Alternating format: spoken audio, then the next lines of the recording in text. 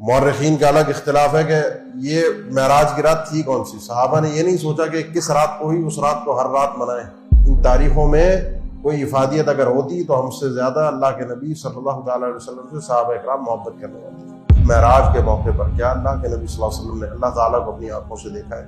اہل السنہ کے جو قواعد اور ضوابط ہیں ان کی روشنی میں یہ اس طرح کی راتیں، اس طرح کے دن اس انداز میں منانا بدعت ہے، کیونکہ اس کو ثواب سمجھ کے کیا جاتا ہے۔ 27 رجب کے حوالے سے مشہور ہے کہ اللہ کے نبی صلی اللہ تعالی علیہ وسلم کو معراج کا سفر کروایا گیا۔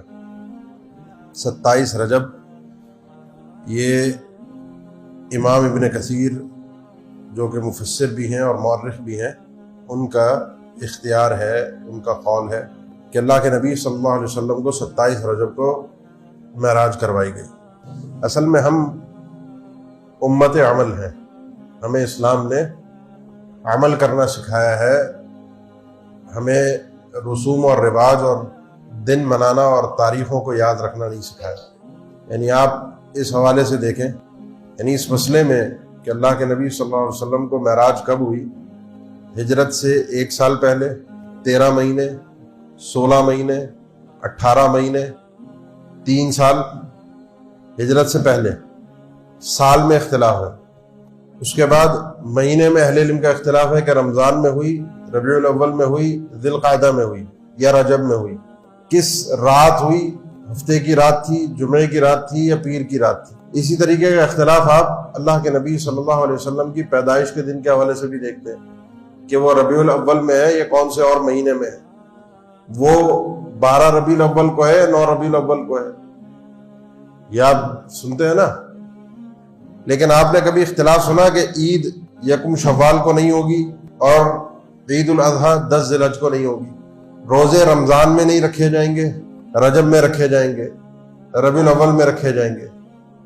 ایسا کبھی آپ نے سنا؟ جو چیز شریعت نے عمل سے جوڑی ہے ان کی تاریخوں میں اختلاف نہیں رہا۔ جس تاریخ پر اور جس دن پہ شریعت نے اللہ کی عبادت سکھائی ہے وہ امت تواتر کے ساتھ کرتی ہوئی آ رہی ہے، اور جس انداز میں ہم ان دنوں کو مناتے ہیں ہر سال، اس حوالے سے اگر آپ دیکھیں تو تاریخوں میں اہل علم کا شروع سے اختلاف چلا رہا ہے، آج سے نہیں، شروع سے۔ ابن جریر طبری رحمہ اللہ کا اس مسئلے میں الگ قول ہے، امام نووی کا الگ قول ہے، مورخین کا الگ اختلاف ہے کہ یہ معراج کی رات تھی کون سی۔ صحابہ نے یہ نہیں سوچا کہ کس رات کو ہوئی، اس رات کو ہر رات منائیں۔ صحابہ نے جو سیدھی سادی سی بات تھی وہ یہ تھا کہ اس معراج میں ہمیں ملتا کیا ہے، سبق وہ ہم نے دیکھنا ہے، پیغام کیا دیا گیا اس پر ہم نے غور کرنا ہے۔ اور جتنے ہم میں سے مسلمان ان دنوں کو اس انداز میں منانے والے ہیں، کیونکہ ہمیں ہر سال ایک دن دے دیا گیا نا، یہ دن منا لو، خوش ہو جاؤ، عیسائیوں کی طرح ایک ہر مہینہ کوئی نہ کوئی رسم و رواج کا ہے، بس وہ کر لو، اس کے بعد اپنی زندگی اپنی موج مستی کے مطابق گزارو جیسے وہ گزارتے ہیں، اس کے بعد آ کر اپنے گناہوں کا کفارہ دو اور تم آزاد۔ ہم بھی اپنے مرضی سے زندگی گزاریں، نماز نہ پڑھیں کوئی مسئلہ نہیں ہے، آپ روزے رکھیں نہ رکھیں کوئی مسئلہ نہیں ہے، آپ اللہ کا احترام کریں نہ کریں کوئی مسئلہ نہیں ہے، توکل کریں نہ کریں کوئی مسئلہ نہیں ہے، ہاں بس ماہانہ یہ رسم و رواج ضرور پوری کرنی ہے، اس کے بعد آپ کی بخشش پکی ہے۔ تو یہ امت جو امت محمدیہ ہے، اللہ کے نبی صلی اللہ علیہ وسلم کی جو یہ امت ہے، اس امت کو امت عمل قرار دیا گیا ہے۔ اس نے عمل کیا ہے، اس نے تاریخوں کو یاد نہیں رکھا۔ ان تاریخوں میں کوئی افادیت اگر ہوتی تو ہم سے زیادہ اللہ کے نبی صلی اللہ تعالی علیہ وسلم سے صحابہ اکرام محبت کرنے والے تھے۔ ایک جو مسئلہ ہے اس حوالے سے جو مشہور ترین مسئلہ ہے وہ ہے کہ معراج کے موقع پر کیا اللہ کے نبی صلی اللہ علیہ وسلم نے اللہ تعالیٰ کو اپنی آنکھوں سے دیکھا ہے؟ یہ ایک اہم ترین مسئلہ ہے۔ اس میں بھارت سید عائشہ کا مشہور ترین فرمان ہے جو صحیح کتب حدیث کے اندر موجود ہے کہ جو شخص یہ کہتا ہے وہ جھوٹ بولتا ہے، لا تدرک الابصار وهو يدرك الابصار۔ قرآن مجید کہتا ہے ادراک نہیں کر سکتی کوئی آنکھ اللہ دنیا میں، باقی آخرت میں تو دیدار الہی، وجوہ یومئذ ناظرہ الی ربہا ناظرہ للذین احسنوا الحسنی وزیادۃ لہم ما یشاؤون فیہا ولدینا مزید۔ یہ قرآن مجید کی آیات ہیں جو دلالت کرتی ہیں اس بات پر کہ کل قیامت کے دن اللہ کا دیدار ہوگا۔ دنیا میں کیا اللہ کے نبی صلی اللہ علیہ وسلم نے دیکھا ہے؟ سیدہ عائشہ فرماتی نہیں دیکھا۔ سیدنا عبداللہ ابن عباس سے مروی ہے کہ دیکھا ہے۔ عطا جو ان کے شاگرد ہیں وہ ان سے روایت کرتے ہوئے کہتے ہیں اللہ کے نبی صلی اللہ علیہ وسلم نے اللہ تعالیٰ کو رآہ بقلبہ او بفؤادہ مرتین، اپنی یہ ان آنکھوں سے نہیں دیکھا بلکہ دل سے دیکھا ہے۔ بہرحال یعنی جو بعد کے محققین اہل علم آئے ہیں انہوں نے اس مسئلے میں خاموشی اختیار کی، توقف کیا زیادہ تر، اور توقف کا مطلب یہ ہے کہ دیکھا ہے یا نہیں دیکھا، صریح دلیل کوئی ہمارے پاس موجود نہیں ہے۔ اگر ہے دیکھا ہے ہمارا ہوتی تو ہمارا اس پر بھی ایمان ہوتا، نہیں ہے تو ہمارا اس پر بھی ایمان ہے۔ مسئلہ یہ ہے کہ معاملہ بھی اللہ تعالیٰ کا اور اللہ کے نبی صلی اللہ تعالیٰ علیہ وسلم کا ہے۔ باقی رہی ہماری بات جو ہمارے عمل سے تعلق رکھتی ہے، تو کوشش کریں جو ہمارے عمل سے تعلق رکھتی ہے کہ ہمیں اللہ کا دیدار نصیب ہو، یہ اصل چیز ہے۔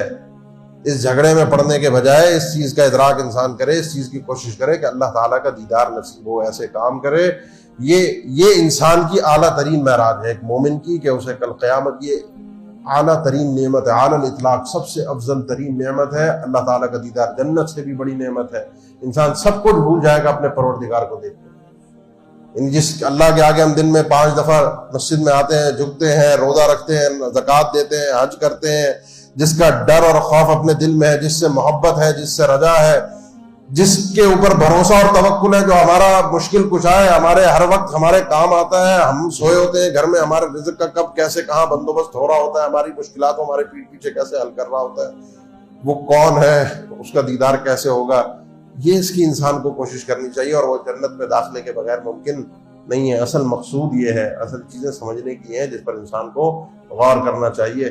باقی ان راتوں کو منا کر اللہ کی قسم کوئی فائدہ نہیں ہے، بلکہ سری جو اہل سنہ کے جو قواعد اور ضوابط ہیں ان کی روشنی میں یہ اس طرح کی راتیں، اس طرح کے دن اس انداز میں منانا بدعت ہے، کیونکہ اس کو ثواب سمجھ کے کیا جاتا ہے، اور کسی بھی صحابی اور تابعین ایک عام اس انداز میں، تاریخوں میں اختلاف ہے میرے بھائی، اگر یہ دن منایا جا رہا ہوتا تو ایک بھی انداز میں یکم شوال اور 10 ذی الحج کی طرح اس میں اختلاف نہ ہوتا۔ اللہ ہمارے ایمانوں کو سلامت رکھے، اللہ ہمیں تقوی والی زندگی عطا فرمائے۔